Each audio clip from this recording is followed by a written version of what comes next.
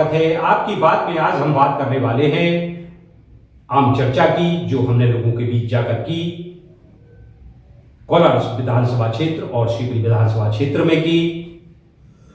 इस चर्चा के दौरान आम नागरिक, आम मतदाता ने हमारे साथ चर्चा के दौरान खासकर विधायक को लेकर, जनप्रतिनिधि को लेकर कैसा होना चाहिए, उनकी क्या आशा आकांक्षाएं हैं, इसको लेकर सवाल हुए।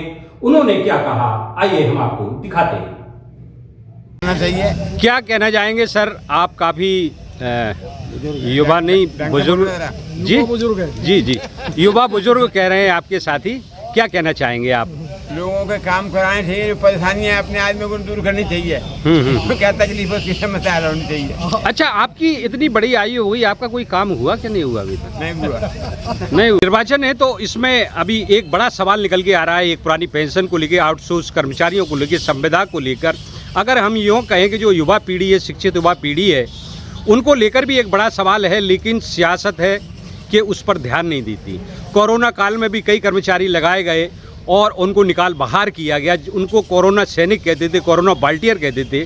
आप क्या कहना चाहेंगे एक नागरिक बतौर? मेरा कहना ये है कि मध्य प्रदेश में जब की सरकार आई है, इसने सारे रोजगार के अवसर खत्म कर दिए, सारी संस्थाएं पलीता लगा दिया, ना कोई भर्ती निकली ना कुछ निकला। संविदा पे भी जो निकले उनको जब मर्जी हो जब छुट्टी कर देते हैं। 2004 के बाद अटल बिहारी की सरकार आई तो पुरानी पेंशन योजना ही समाप्त कर दी। कर्मचारी बेचारा पूरे जीवन अपना करके और 30 साल बाद जब रिटायर होता है, जब उस असहाय हालत में होता है, तो उसके लिए पेंशन ही नहीं मिलेगी। नहीं, बात यहाँ युवाओं का सबसे बड़ा सवाल है कि जो लोग युवा हैं उनको जैसे आउटसोर्स पर रखा जा रहा है, तो एक तरह से ठेका पद्धति ही है। अगर किसी से प्रामाणिक काम लेना है तो ना उसकी एक व्यवस्था होती है, गवर्नमेंट होती है, एक विश्वास होता है, वो टूटने की बात आम चर्चा में होती है। जब प्राइवेटाइजेशन हो गया है पूरी तरह से, तो गवर्नमेंट का नियंत्रण कहाँ रहा? इसलिए ये आउटसोर्स की समस्या आ रही है, इसलिए जो भगा देते हैं चाहे जहाँ। तो ये सरकार नहीं, तो आप क्या कहना है? सरकार चुनने का वक्त है, आप क्या कहना चाहेंगे? सरकार को बदलेंगे। चुनाव शुरू हो गए, कैसा विधायक प्रतिनिधि होना चाहिए? एक तो विधायक स्थानीय होना चाहिए, अच्छा, और इस तरह हो सके जिससे आराम से आदमी कभी भी जाए और उससे मुलाकात कर। विधायक स्थानीय होना चाहिए, आप क्या कहेंगे?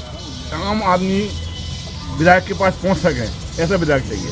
अच्छा, आम आदमी विधायक के पास पहुंचेगा। अच्छा, एक बात बताइए सर कि संपर्क और समस्या लोकतंत्र में एक बड़ा सवाल बन गई हैं।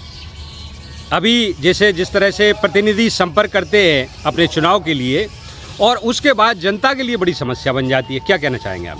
देखो, संपर्क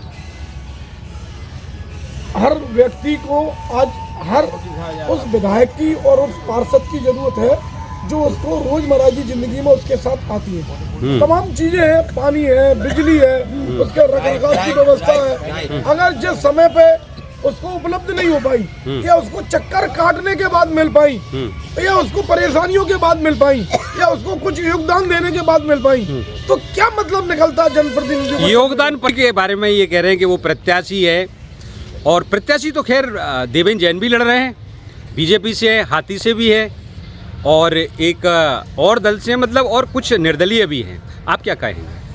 देखो, विधायक तो स्थानीय होना चाहिए और सरल और सौम्य में होना चाहिए। मैं प्रतिनिधि को जो आम लोग, आम जनता तक अपनी आम जनता हाल पहुँचे और इन समस्याओं का तत्काल निराकरण हो। तो ऐसे में देखो, सीपी विधानसभा से जो भाजपा से लड़ रहे हैं, वो उनसे बढ़िया उम्मीदवार और कोई नहीं है, उनको जीतना है और जीतेंगे। अच्छा, एक बात बताइए सर, हम जब जनचर्चा करते हैं तो एक सवाल बड़ा निकल कर बाहर आ रहा है कि राजनीति राजनीति राजनीति। तो राजनीति तो वो उनका कहना है, वो हमसे सहमति नहीं है, क्योंकि राज करने के लिए नीति होती है, सेवा नीति क्यों नहीं होती? देखिए, मेरा तो ये कहना है कि जो व्यक्ति पूरी तरह से निष्क्रिय होकर बैठे थे घर पे, अब उनको बीजेपी को कोई प्रत्याशी नहीं मिला तो उन्होंने देवेंद्र जैन जी को टिकट दे दिया। अब देवेंद्र जैन जी की क्या उपलब्धियां रही, ये जनता उनसे पूछना चाहती है कि आपने क्या किया पहले जब विधायक थे। और लोग केपीसी क्या उपलब्धियां रही? यूँ तो जैसे जिनका ये नाम ले रहे हैं वो 2 बार विधायक रहे हैं, और बात उपलब्धियों की हो रही है, आप क्या कहना चाहेंगे? आदमी को वो प्रत्याशी चुनना चाहिए जो उसके काम आ सके। ऐसा नहीं कि चुनावों के टाइम पर तो आप हमारे हैं और उसके बाद पहचानने से मना करते हैं। और जो व्यक्ति अपनी पब्लिक के लिए या मतलब अपनी जनता के लिए कर्मठ और योग्य व्यक्ति हो, उसका जो है मतलब। अच्छा, एक बात बताइए आप कि आजकल एक बात ये भी है, बड़ा सवाल भी है कि जाति एक बड़ा जहर बन गया है, तो क्या आपको क्या लगता है? भाई अब जातिवाद को तोड़ना ये हमारा काम है। लोग बाग और राजनीतिक दल तो अपने स्वार्थ के लिए जातिवाद फैला रहे हैं और वो केपी सिंह ने पिछोर में किया। आप लगता है केपी सिंह जी के ज्यादा भक्त हैं? आप बताइए सर, आप बताइए। जाति की जो परंपरा डली है, समाज को बांटने की जो परंपरा डली है, वो पिछले 3 दशक से डल गई। जब कांग्रेस पार्टी और भारतीय जनता पार्टी दो राष्ट्रीय पार्टी हुआ करती थी बड़ी लेवल पे, हिंदुस्तान लेवल पे, कांग्रेस पार्टी के कुछ फूटे। आपकी बात के लिए अभी हमें शिवपुरी के माधव चौक चौराहे पर, जहां सुबह से मेहनतकश मजदूरों का बड़ा संख्या में अपने काम रोजगार के लिए लोग एकत्रित होते हैं और यहीं से अपने रोजगार के लिए निकल पड़ते हैं। तो आज हम इन्हीं लोगों से पूछेंगे आपकी बात। तो बताइए, अभी चुनाव हो रहा है, विधायक कैसा होना चाहिए?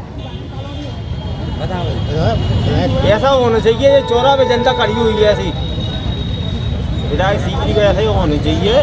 हाँ, साल बीत गई, हाँ। तो ऐसा विधायक होना चाहिए और सांसद भी ऐसे होने चाहिए। मंजूर भाई पंजाब, जैसा कि आपको मालूम है कि चुनाव शुरू हो चुका है, तो विधायक चुना जाएगा। कैसा विधायक होना चाहिए? जो हमारे लिए आगे बढ़ चढ़ के काम करे, जो हमारे लिए तत्पर रहे हमेशा। हमें ऐसा विधायक चाहिए जिसके भरोसे हम कुछ आगे अपनी नींद रख सकें। मैं जो बोल रहा हूँ, ये शौचालय कम से कम सीपी जगह शहर में शौचालय नहीं है, शौचालय नहीं है। फैक्ट्री करना चाहिए, सबरे मजदूर भाई लग जाएंगे, उससे चौराहे पे भीड़ कम हो जाएगी। बेचारा मजदूर आदमी से बहुत ज्यादा परेशान है, पैसा नहीं परेशान है, कम दारू पी रहा हमारे। नहीं तो वो राशन तो मिलता है ना, कंट्रोलों से राशन दिया जाता है। कितना मिलता है? साहब, विधायक कैसा होना चाहिए? चुनाव है, धंधा पानी कुछ नहीं है, धंधा पानी कुछ नहीं है। विधायक कैसा भी हो, धंधा पानी नहीं है, गरीबों की कोई नहीं सुनता है। तो अब चुनाव आ गए तो केपी सिंह कक्का की उम्मीद है कि करेंगे, इसलिए लोग जो है केपी सिंह कक्का को बुलाया जाएगा। अच्छा, नहीं, जो चुनाव में तो देवेंद्र जैन भी है, देवेंद्र जैन भी है, लेकिन देवेंद्र जैन पहले ही बने थे, पहले भी उद्धार नहीं हुआ, अब क्या होगा? वह जलेबी की दुकान लगाए हुए आपको काफी समय हो गया। चुनाव है, कैसा विधायक चाहेंगे आप, और क्या आपकी ऐसी समस्या है जिसका आप उल्लेख करना चाहें? ऐसा चाहेंगे हमारा ठेला लगे, धंधा करें हम। हाँ, चाहे कोई ठेला डाल देता। अच्छा, चाहे कोई ढीला टाइदा, मतलब रोजगार कर रहे हैं तो रोजगार भी नहीं करने देते हैं। कैसा विधायक होना चाहिए? जो अपने शहर को बढ़िया रख सके, स्वच्छ छवि वाला होना चाहिए। स्वच्छ छवि वाला होना चाहिए। ये है कलेक्ट्रेट पर स्थित जैन टी सेंटर, जहां बड़ी तादाद में लोगों का मजमा लगा रहता है, और यहीं हम जानने की कोशिश करेंगे कि विधायक कैसा होना चाहिए। सबसे पहले मैं बताऊँ कि विधायक एक ईमानदार होना चाहिए और उसकी छवि अच्छा होना चाहिए, किसी प्रकार की गुंडागर्दी वाली छवि नहीं होना चाहिए। और विधायक ऐसा होना चाहिए जो विकास करे और अपने लोगों में रहे और उनकी समस्या को सॉल्व करे, इस प्रकार का विधायक होना चाहिए। अच्छा, क्या आपको नहीं लगता कि चुनाव में कुछ ऐसे इशू होते हैं कि उन पर बात की जानी चाहिए, उनको मुद्दा बनाया जाना चाहिए? ऐसा जो भी ऐसी कोई समस्या हो? क्या समस्या है शिवपुरी में? बेरोजगारी की समस्या है, युवा भटक रहे हैं। हाँ, युवाओं को रोजगार नहीं मिल रहा है। मैं चाहता हूँ कि हमारे शिवपुरी का विधायक ऐसा होना चाहिए जो जनताओं की समस्याओं का समाधान करे और हमेशा जब भी उससे कोई मिलने जाए अपनी समस्या लेकर तो वो तुरंत उस पर कार्रवाई। अच्छा, यहाँ विधायक कैसा चाहते हैं आप? देखो, विधायक एक तो क्षेत्रीय होना चाहिए और यहाँ पर शिवपुरी में बहुत सारी समस्याएं हैं। बीजेपी के राज में आप देख सकते हैं कितनी बेरोजगारी, महंगाई, शिक्षा, स्वास्थ्य सबका भंडाफोड़ है। नहीं, अब जब बीजेपी हो कांग्रेस इससे वो नहीं है, महंगाई है। आप मूल समस्या बताइए कि शिवपुरी की सबसे मूल समस्या है रोजगार। यहाँ कोई फैक्ट्री नहीं है। आसपास क्षेत्रों में आप दूर दूर तक देख सकते हैं। आप चौराहे पर जाइए, हनुमान चौराहे पर मतलब सबसे बड़ी समस्या जो है रोजगार की है। रोजगार और सबसे शिवपुरी में एक मूल समस्या सबसे बता दूँ, तो सब लोगों की समस्या है, वो पानी की बहुत बड़ी समस्या है। यहाँ आप देख सकते नहीं, सिंध तो आ गई है ना, पानी कहाँ गई आप देख सकते हो। वहाँ पे पाइप फूटे डले हैं, जनता लोग कट्टी ले लेके घूम रहे हैं शहर में पूरे में। अब मैं यहाँ पे रहता हूँ, वहाँ पे 4-10 दिन तक नल नहीं आते हैं। बहुत समस्या है पानी की, सबसे मूल समस्या है।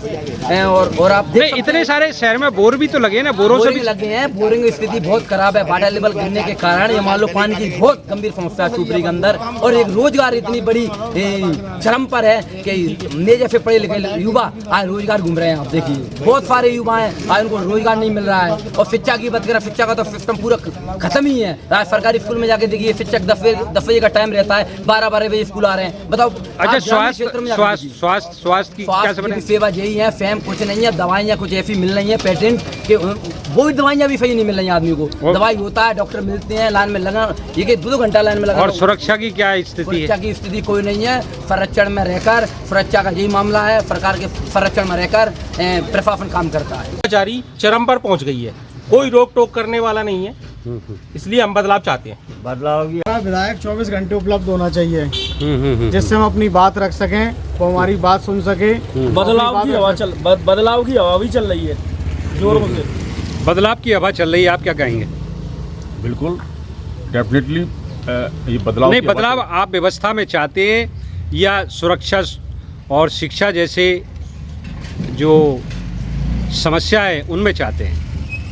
देखो, समस्याओं में तो बदलाव चाहते ही हैं, साथ में जो सरकार है लगातार 20 वर्षों से जो अपने हर काम में असफल हो रही है, इसलिए उसको हम हटाना चाहते हैं, बदलाव चाहते हैं। मत से पूर्व मुद्दों पर प्रहार। सवाल ये है कि फ्री के उपहार या शिक्षा, सुरक्षा और रोजगार, क्या कहना चाहेंगे आप? शिक्षा, सुरक्षा और रोजगार बहुत जरूरी है, इसलिए फ्री के उपहार से ज़्यादा जरूरी शिक्षा, सुरक्षा और रोजगार की आवश्यकता ज़्यादा है।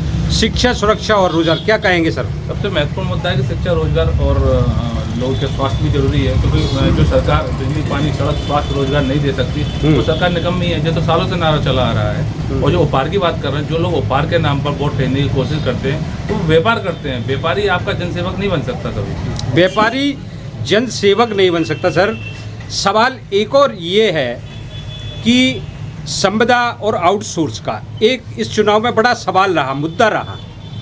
और जो कोरोना कर्मी थे जिनको गवर्नमेंट ने निकाल के बाहर किया, जब लोग मर रहे थे तो वो सेवा कर रहे थे, और ऐसे में नैतिकता की इस तरह की बात क्या संदेश देती है लोग? जो कोरोना काल था उसमें मेरे ख्याल से संविदा कर्मी को संविदा पर ही रखा गया था, है ना?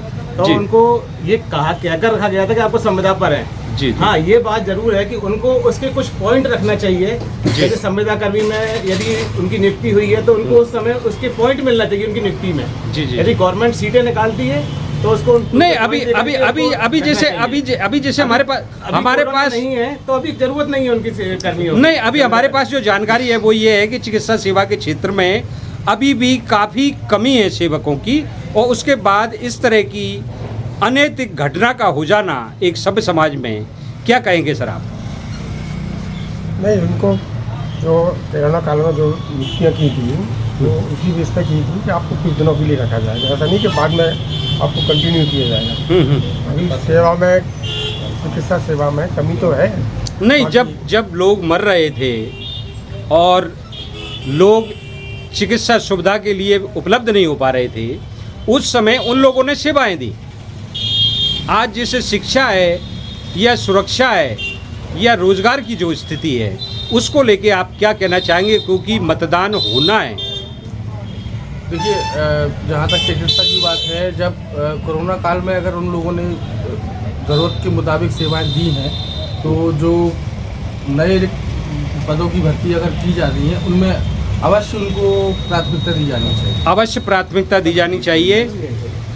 आप आप क्या कहेंगे? अवश्य प्राथमिकता दी जानी। मेरा मानना है कि कोरोना काल में जिस समय मंत्री संतरी सब अपने घरों में बंद थे, जिनको अपनी जान की परवाह थी, वो घर से नहीं निकल रहे थे। ऐसे में जो संविदा कर्मी रखे गए थे, उन्होंने अपनी जान जोखिम में डाल के स्वास्थ्य व्यवस्था को बनाए रखा और लोगों की जान बचाने की कोशिश करी। तो कहीं ना कहीं सरकार ने सिर्फ प्रमाण पत्र देने से, उनको कोरोना वॉरियर कहने से सिर्फ काम नहीं चलेगा, उनके रोजगार का प्रबंध करना चाहिए। अगर संविदा पे आपने रखा था तो उनको संविदा, उनकी नियुक्ति बढ़ाई जा सकती थी। उनको अन्य स्वास्थ्य महकमा बहुत बड़ा है, इंफ्रास्ट्रक्चर आपने खड़ा कर लिया वहाँ, लेकिन मैन पावर कम है, नर्सों की कमी है, डॉक्टरों की कमी है, वार्ड बॉय की कमी है, बहुत कमी है, रिक्त पद पड़ गए, कहीं भी आप उनको सेट कर सकते थे। ये उनका एक इनाम होता, ये सम्मान होता उनका। सिर्फ एक कागज का टुकड़ा देने से उनका सम्मान नहीं हुआ। सम्मान होता। तो सर आप बताएंगे, अब चूंकि मतदान होना ही है तो क्या कहना चाहेंगे आप अपने जैसे समझ सोच रखने वाले लोगों से? क्या क्या आपकी बात रहेगी इस मुद्दे को लेके? मतलब उनका वाकई में उन लोगों को आगे बढ़ाना चाहिए था, जिससे उनको रोजगार के साधन मिल सकते थे। नहीं, जिस तरह से सर जो है शिक्षा और स्वास्थ्य के क्षेत्र में ये देखा जाता है कि अब आम गरीब को शिक्षा और स्वास्थ्य जैसी चीज़ें उसकी पकड़ से बाहर हो रही हैं, तो जवाबदेही या उत्तरदायित्व तो किसका था? नहीं, जवाबदेही तो मेरे ख्याल से सरकार ने जैसे 5 लाख रुपए की योजना चलाई है, यदि उसने दिए हैं आपके प्रधानमंत्री मोदी ने, तो उससे उसका इलाज होना चाहिए, है ना। और फ्री दवाइयाँ भी बढ़ रही हैं। शिक्षा, मैं तो संतुष्ट हूँ, सरकार के काम से कोई दिक्कत नहीं है मेरे हिसाब से। किसी को दिक्कत नहीं है सरकार के काम से। और मतदान राम के नाम पे, राम मंदिर के नाम पे, राम मंदिर के नाम पर मतदान, राम मंदिर के नाम पर मतदान। आप क्या कहेंगे सर? मेरा मानना है कि ठीक है, एक धार्मिक आस्था अपनी जगह होती है, लेकिन जो मतदान होता है, जो हम 5 साल में एक बार जो वोट देते हैं, वो कम से कम विकास पे होना चाहिए, अपनी जरूरतों पे होना चाहिए। विकास पर मत होना चाहिए। मतदान विकास को सामने रखकर। सरकार की जिम्मेदारी है, ये सरकार की जिम्मेदारी है। हम सरकार चुनते हैं तो उनकी जिम्मेदारी है कि हमें बेहतर स्वास्थ्य, बेहतर शिक्षा और बेहतर व्यवस्था, इंफ्रास्ट्रक्चर दे सके, मूलभूत जरूरतों की पूर्ति हो सके, ना कि टैक्स पे टैक्स बढ़ाकर हमारा ही धुआं होता रहे। जी, जिस तरह से मुफ्त की रेवड़ियाँ बांटी जा रही हैं चुनाव से पूर्व, क्या लगता है आपको? ये क्या किसी मंत्री के घर से आ रहा है? ये भी हमसे वसूला जाएगा। तो इसलिए सोच समझ कर वोट करना चाहिए युवा को, खासतौर पर तो जो वो बेरोजगार है, तो पहले संविदा शुरू हुई, फिर आउटसोर्स पे आ गए, तो कहीं ना कहीं रोजगार तो कहीं नहीं है। आउटसोर्स का मतलब आप समझते हो, एक एग्रीमेंट 2 साल 3 साल, मतलब मतदान करने से पहले अहम मुद्दों का संज्ञान जो जरूरी है। जो पार्टी, जो सरकार चुनाव में जो वादे कर रही है और जिसके वादों में दम दिखे, उसी को ही मतदान करें। आपको लगता है कि ये सरकार कुछ कर सकती है, पढ़ा लिखा हुआ नेता है, प्रत्याशी है, उसमें उसका विजन है, उसको मतदान करना चाहिए। जी, थैंक यू। निश्चित ही लोकतंत्र में जनता ही सर्वोपरि होती है। उसकी आशा आकांक्षाएं, उसके अपने सपने होते हैं, और किस तरह के जनप्रतिनिधि, विधायक होना चाहिए। हमने कोशिश की कि कुछ उन्हीं से चर्चा के पश्चात क्या वह सोचते हैं आपको दिखाने की कोशिश की है, और आगे भी हम इस तरह की चर्चा आपके साथ करते रहेंगे और दिखाते रहेंगे। तो साथियों, आपने देखा, यह थी हमारी आपकी बात।